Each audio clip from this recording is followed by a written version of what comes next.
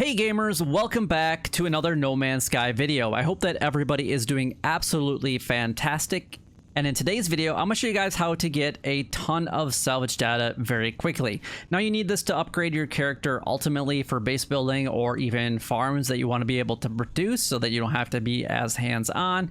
And I want to give you guys my method in order to get them as quickly as possible, including a few tips and tricks that will make it a little bit easier than what it might be. Now I'm doing this more as a starting just out, but obviously I can't tell you how fast you'll be able to get per hour, and obviously the amount that you get every time that you collect this is kind of an RNG and you never know how many you're really going to get.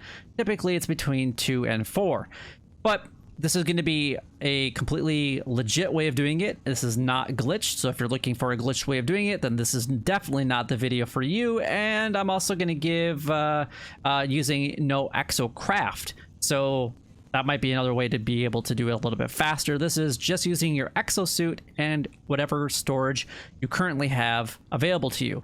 Well, anyway, let's go and take a look at a few of the tips that I have for you. So the first thing, obviously, when you get access to a freighter, you can actually go ahead and use your probe. So in this case, let's go ahead and activate this.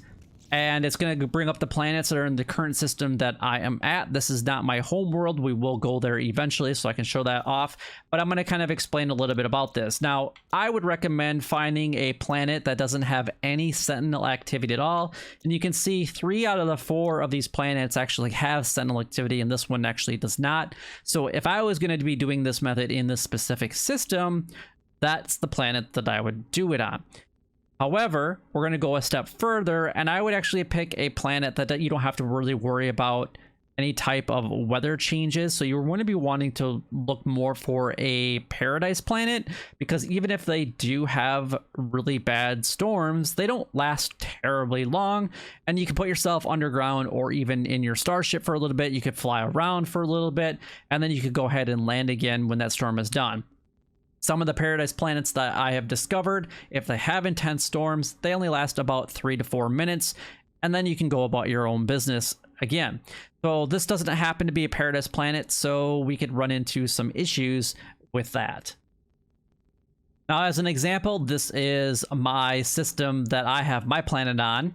I called it Gamergate, and anyway, the planet that I actually landed on first was a paradise planet, and I didn't know that was a really privileged thing to have. So I have a tropical planet and I have no Sentinel activity, and this planet doesn't have any storms whatsoever, so I can stay out there for hours and I really don't have to worry about anything except for just my oxygen levels, my life support system, and then I just use the oxygen to put it in there, and oxygen's super easy to get. But I got lucky enough with this, so this is kind of the planet that I would be looking at. Now, if you're wondering how you guys can find tropical planets or paradise planets relatively quickly, I'm going to explain that as fast as I can, but if you guys want more detail, then I'll explain it more in a future video. So if we go ahead and take a look at our galaxy map. So taking a look at the galaxy map, I'm going to go over this information extremely fast because I'm going to have this for a separate video on how to find paradise planets a lot easier. But ultimately, you want to have a number that's right in the middle, and you want to have the letter P behind it. I will tell you that in this specific system that we're in, it does not have a paradise planet. It's kind of a guess, but it's a higher probability if you have right in the average number and then the P after that. Hopefully that helps you guys out, but it's a tip and trick, and if you want more information, then stay tuned for a future video. So I'm here at my home planet, and we're going to be looking for the salvage data, which is actually buried technology module. We can actually tag that if we want, so we know exactly where we're headed to. But I do want to give you guys one quick tip. Now, if you guys run, obviously that helps you out, but that will drain over time. Same thing with your backpack. So just be aware of that. But you can do something really unique where you can actually melee. So on Xbox, it's going to be the right bumper. And you're also going to want to have the terrain manipulator for this as well, so that you can actually dig down to the buried treasure or technology module. But if you run and then melee and then hold your jetpack button, you can actually get a little bit of a launch. But you can actually do that double time, where you can actually do it quick and then do it again. And you'll actually go further the second time if you do it right. So we can, but if we run and then melee, we can actually get a nice little start. And then if we land again and then do it again, we can actually do it a little bit faster. Obviously, when you're doing it up a hill, it's not going to really help you out because you're going to be stuck. But I will hopefully be able to show it to you, but you can kind of manipulate yourself wherever you want to go. And obviously I have a better movement, so I can get around relatively quickly. And then here's our first berry technology module. So we just go ahead and bring this up, go to it, push X, and that's our first one. And in this case, we were going to get 3. Okay, 3 for that one. Now you want to analyze and look through your visor and find out where the next spot is going to be. Now, sometimes it doesn't necessarily show, but I would recommend that you don't go back the way that you came from unless there was one close. So we're gonna have to continue going this way. So I'm gonna run and then do my little melee thing here to get across this cave area, and then I landed again and pushed myself again, and now we're going a lot further this time. Now we can go ahead and scan and take a look at where our next one might be at once we get a little bit closer, and you can see that I'm not sure if there's one way off in the distance, 311 units away. And I like to stop every once in a while and just kind of look around to see what's going on. And what I like to look for is things that are gold, because those can be runaway mold, or they can be something a little bit of importance as well. But you will find minor settlements by doing this again. So now I'm going to run, and then we're going to do our melee jump. And I probably don't have enough to get all the way across this, but if we do this again and land, and we can get ourselves to really fly forward. Just like that. Now I took a little bit of damage because I was a little bit higher up in the air. And we can dig, and then we got some more, and we're gonna get how much from this? We got 1. There's gonna be 2, 3, 4, maybe? Nope, just 3. So we got 3 2 times. Now we're gonna do our visor again and just look around to see where our next one's gonna be at. And then you can see there's one over there. And we can actually just do this again. Kind of get myself kind of propelled a little bit.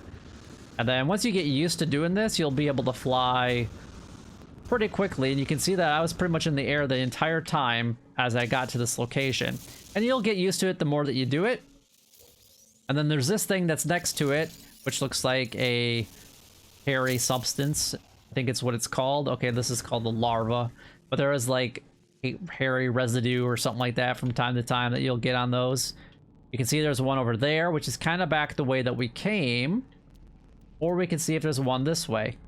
I'm hoping that we can actually find some gold things along the way so that I can show you these, but that looks like it's going to be our next closest technology module. Now that kind of hurt us a little bit, and we're going to fly through the leaves there and kind of gracefully land so that we don't take that much damage. But even going uphill, we were able to actually get up here, and I'm going to let my jetpack refill, and we're almost there anyway. And then I can actually just go ahead and switch it to the manipulator. Grab it. We'll see how many we get from that one. Typically it's 2 to like 4, sometimes 5, but they're 3. 3 is going to be pretty consistent. There's going to be our next one. Are there any yellow markings? Now you do have to be pretty close to the yellow ones for them to show up, just so that you are aware.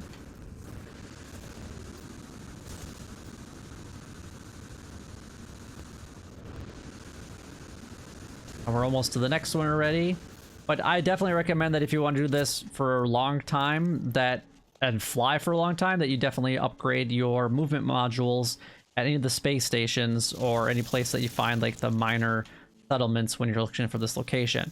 So we got this one, and we got 4 from that one, so that's kind of nice. And do we have any gold things around here? No. And then do we have any other technology places that we could go? It looks like that might be back the way that we came. I don't necessarily want to go that way. So I guess we'll head off in that direction.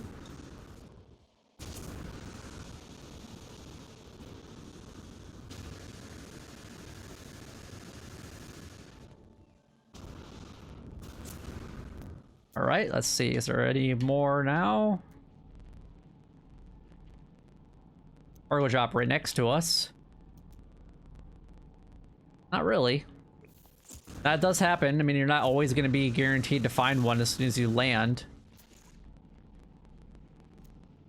But yeah, this is ultimately all you're doing. And if you spend a little bit of time doing this, you will actually get quite a few of them relatively quickly. Now, this is obviously probably a pretty common way, but it is very, very quick to just move around the planet and finding some unique things as you actually look around. So if you're looking for like the knowledge stones, then you guys can definitely go there. If you need some supplies, you can always go with the drop pod things as well. But yeah, we're getting unlucky going in the direction that we're currently going, but I don't want to turn too far off course because that means we might run into the areas that we've already collected. That is one massive cave. I've noticed that this place has a ton of mega caves around it. And you can see right there, there is a unknown building. So if we actually mark that and kind of make our way to it.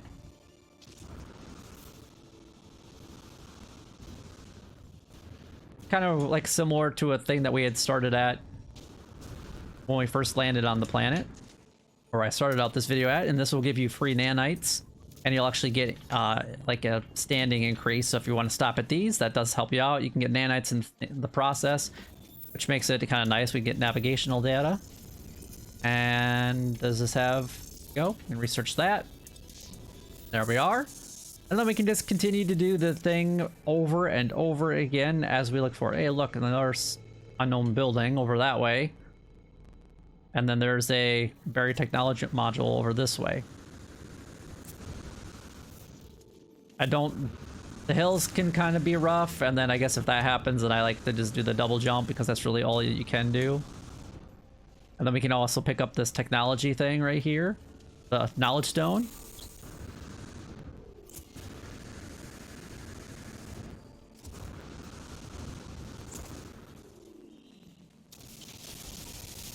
And there we go. That's kind of my method that I use to get a ton of navigation or salvage data very, very quickly.